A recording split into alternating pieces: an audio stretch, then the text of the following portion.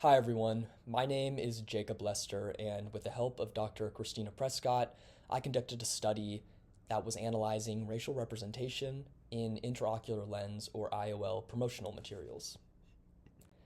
Some background before we get into the meat of our study, particularly relevant for those who maybe are not ophthalmologists and are unfamiliar with some of the jargon that we use. Cataract surgery is the most commonly performed surgery in the United States. Roughly 4 million cases were performed last year. And in every cataract surgery, or rather in just about every cataract surgery, the native crystalline lens in the eye is replaced with an artificial intraocular lens or IOL implant.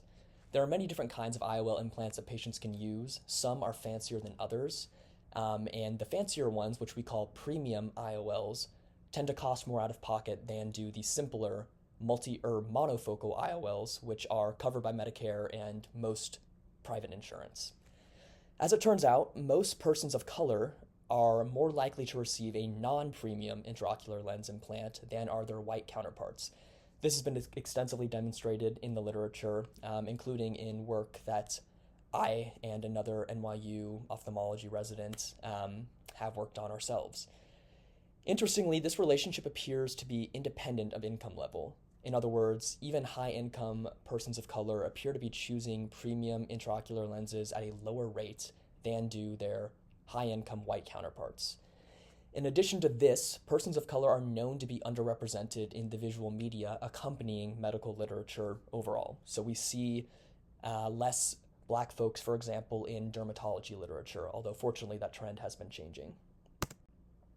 The aim of this study was essentially to see whether that underrepresentation of persons of color was also something that was happening in the print and electronic promotional and educational materials that accompany intraocular lenses. So are the brochures, the posters, the videos that patients and doctors look at to educate themselves on the different IOL options, are those forms of media underrepresenting persons of color? And specifically, are those sorts of media that are pertinent to premium IOLs underrepresenting persons of color? In order to accomplish this, we collected print and digital promotional materials from the two largest IOL manufacturers in the United States. These were Johnson & Johnson, also known as J&J, or Alcon.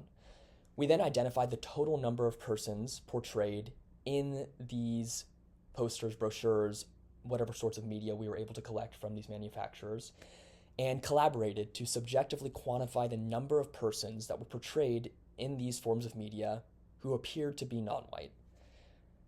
We then looked at the proportion of non-white individuals in all of these materials, as well as in materials specific to premium IOLs, and compared those proportions to the proportion of non-white individuals in the US population writ large, as per 2020 census data. So essentially, we wanted to know if the percentage of folks in these materials that looked non-white was roughly equivalent to the percentage of folks in the United States in reality who are non-white.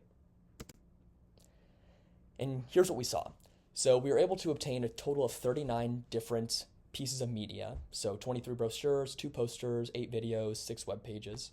And in all of those forms of media, we counted 158 individuals in total, 62 of whom, or 39.2%, were deemed by the collective opinion of the authors to appear non-white.